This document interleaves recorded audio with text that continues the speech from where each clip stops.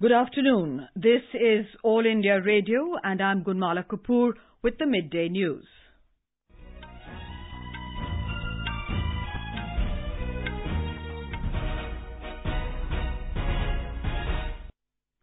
The headlines. Prime Minister Narendra Modi inaugurates the Uttarakhand Investors Summit in Dehradun. Summit to explore investment opportunities. Investment proposals worth over 70,000 crore rupees already received. President Ramnath Kovind leaves for 3-day visit to Tajikistan. In Jammu and Kashmir, security stepped up ahead of first phase of local body elections beginning tomorrow. In the United States, President Trump's controversial nominee, Brett Kavanaugh, sworn in as Supreme Court Justice. And in the Sultan of Johor Cup men's hockey, India to take on New Zealand this evening.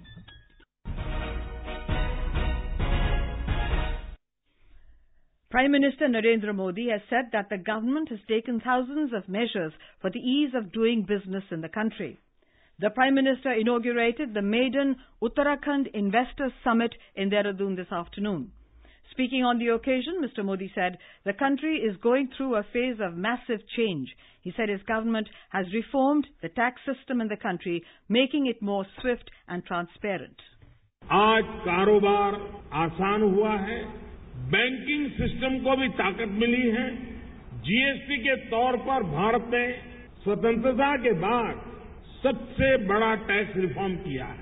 GST ने देश को single market में बदल दिया है और tax base बढ़ाने में भी बहुत बड़ी मदद की है। हमारा इंफ्रास्ट्रक्चर सेक्टर भी रिकॉर्ड गति से आगे बढ़ रहा है। The Prime Minister said, doing business has become easier due to the Insolvency and Bankruptcy Code and the banking system has been strengthened in the country. कुल मिलाकर देखें तो आज ये कहा जा सकता है कि चौतरफा परिवर्तन के इस दौर में देश विदेश के निवेशकों के लिए भारत में सर्वोत्तम माहौल बना हुआ है। अभी हाल ही में शुरू की गई आयुष्मान भारत योजना की वजह से भी मेडिकल सेक्टर में निवेश की बहुत बड़ी संभावना बढ़ी है। Mr. Modi further added that the fiscal deficit has been reduced in the country. The Prime Minister said the government is moving ahead in modernization of 400 railway stations and construction of 100 new airports and helipads to improve connectivity. Mr. Modi said India is on top as far as food processing is concerned. He appeals to all for increasing investment in agriculture. The Prime Minister said India is moving ahead in direction of becoming a world leader in renewable energy. He said by 2030, 40% energy will be from non-fossil fuels and by 2022, 175 GW of green energy will be generated. He said our mantra is one world, one sun and one grid. Leading industrial houses are participating in the 2-day event, which aims to explore investment opportunities in the state. Apart from Indian investors, those from Japan, the Czech Republic, Argentina, Mauritius and Nepal have also been invited to participate. State Chief Minister Trivendra Singh Rawat told media persons that during the run-up to the event, investment proposals worth over 70,000 crore rupees have already been received. Union Ministers Nitin Gadkari, Piyush Goyal, Ravi Shankar Prasad, Harsimrat Kaur Badal, KJ Alphonse and C.R. Chaudhary will also participate in the sessions on different subjects. Home Minister Rajnath Singh will address the event on the concluding day tomorrow. President Ramnath Kovind left for Tajikistan on a 3-day visit to the Central Asian country today. Minister of State for Defence Subhash Bhamre and Rajya Sabha member Shamsher Singh Manas are also part of the President's official delegation. After arriving at the state capital, Dushanbe, the President will be received by Minister of Foreign Affairs of Tajikistan, Sirojuddin Mukhriddin. The President will be given an Indian community reception at the Swami Vivekanand Cultural Centre this evening and will address the Indian diaspora there. The ceremonial welcome of the President will take place tomorrow, after which he will hold talks with the top leadership of Tajikistan to strengthen ties between the two nations. The Ministry of External Affairs said that the President will meet his Tajik counterpart, Emomali Rahmon, and the Tajik Prime Minister, Ghair Rasulzoda, will also call on the President. All areas of bilateral, regional and multilateral cooperation are expected to be discussed during the President's visit to Tajikistan. In Jammu and Kashmir, the security forces launched a massive cordon and search operation in half a dozen villages in South Kashmir's Shopian district early morning today. Security sources said the operation was launched based on a report of the presence of armed terrorists in the area.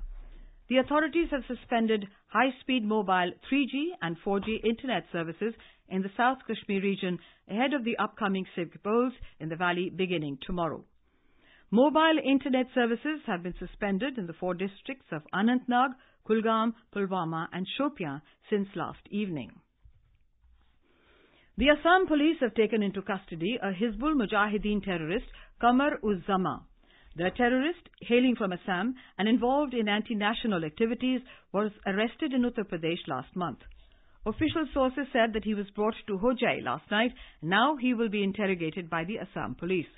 The state police have arrested 8 alleged Hizbul linkmen so far, following Qamar-uz-Zama's arrest. Heavy rain lashed several parts of Kerala today. According to the Indian Meteorological Department, heavy to very heavy rain will continue in the state till Tuesday.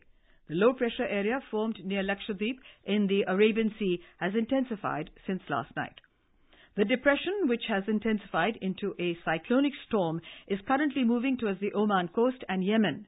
Though the storm was not directly affected Kerala, heavy rainfall is being reported from various parts of the state. The state government has put the state machinery on high alert to meet with any eventuality. A report. Many parts of the state, including capital Thiruvananthapuram, Idukki, Palakkad and Malappuram, received heavy rain today. Red alert announced in Idukki and Malappuram were withdrawn yesterday. Orange alert continues in these districts. Landslides were reported from Kumali in Idukki and road traffic was disrupted in the area. A 24-hour monitoring cell has been formed in State Secretariat, headed by Additional Chief Secretary. Shutters of most of the dams have been kept open. A warning has been issued to the people living on the banks of rivers, including the Pampa and Periyar. 5 teams of the National Disaster Response Force have arrived in the state and are deployed in Wayanad, Palakkad, Idukki, Pathanamthitta and Kozhikode. Shamila, AR News, Thiruvananthapuram. This is All India Radio giving you the news. For quick news updates round the clock, follow us on Twitter at AIR News Alerts.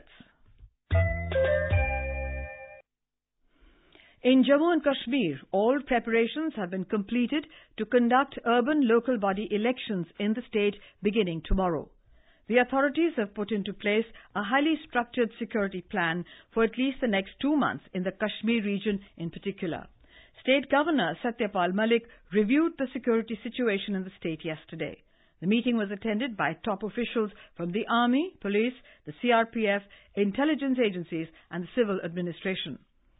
Elections to 2 municipal corporations, 3 municipal councils and 72 municipal committees in the state shall be covered in 4 phases from the 8th to the 18th of October.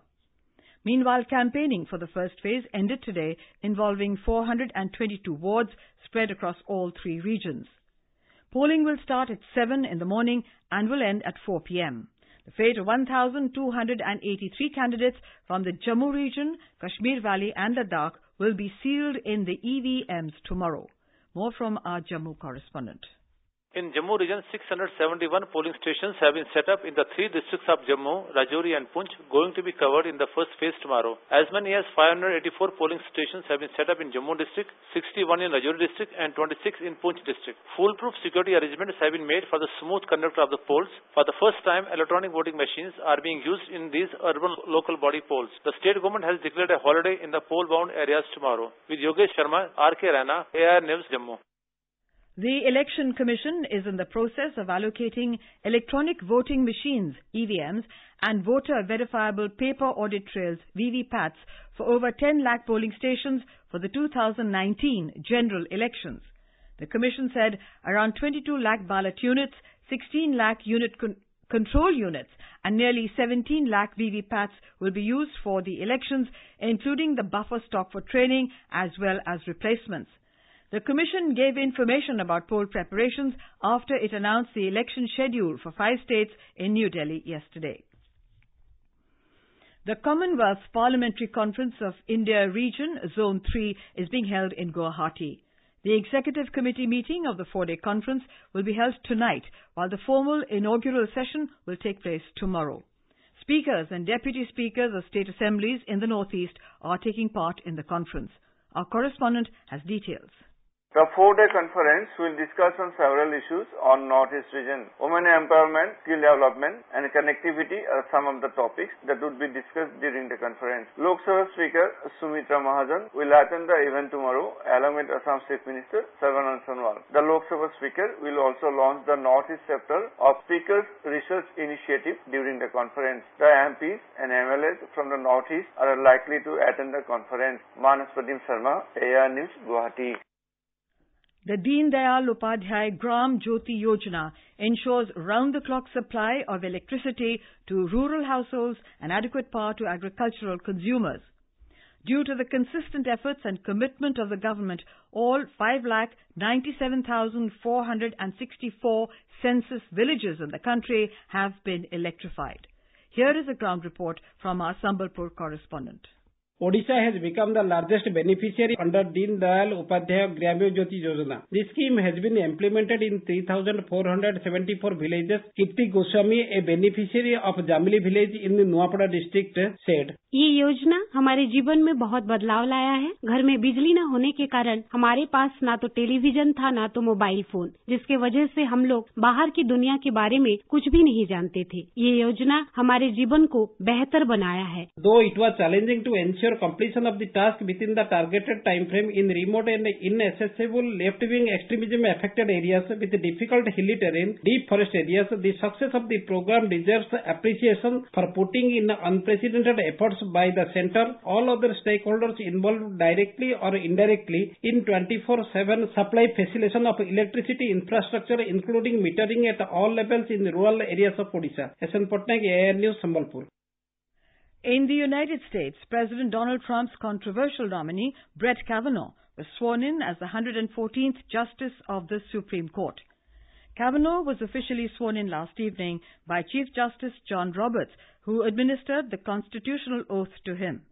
Kavanaugh's nomination was hit by multiple accusations of sexual misconduct against him from his past when 3 women came forward with allegations that Kavanaugh had sexually assaulted them. The Interpol has officially asked China for information regarding the disappearance of the agency's president Meng Hongwei during a trip to China. According to CNN, Interpol's General Secretary Jürgen Stock said that the Interpol has requested, through official law enforcement channels, clarification from China on the status of its president. However, the Chinese government has not said anything publicly yet about Meng's disappearance. Chinese local media reports claim that Meng is under investigation in China for unspecified reasons. And in sports, India will take on New Zealand in the Sultan of Johor Cup Junior Men's Hockey today. The Indian team started their campaign at the tournament with a hard-fought 2-1 win over host Malaysia yesterday in Johor Bahru. Harmanjeet Singh and Shalanand Lakra were the goal scorers for India, while Mohammad Zaidi pulled a goal back for Malaysia in the 47th minute. And now, before we close, the headlines once again. Prime Minister Narendra Modi inaugurates the Uttarakhand Investor Summit in Dehradun. Summit to explore investment opportunities. Investment proposals worth over 70,000 crore rupees already received. President Ramnath Kovind leaves for 3-day visit to Tajikistan. In Jammu and Kashmir, security stepped up ahead of first phase of local body elections beginning tomorrow. In the United States, President Trump's controversial nominee, Brett Kavanaugh, sworn in as Supreme Court Justice. And in the Sultan of Johor Cup Men's Hockey, India take on New Zealand this evening. And for details of these stories and more, log on to our website www.newsonair.nic.in. And with that we end the Midday News.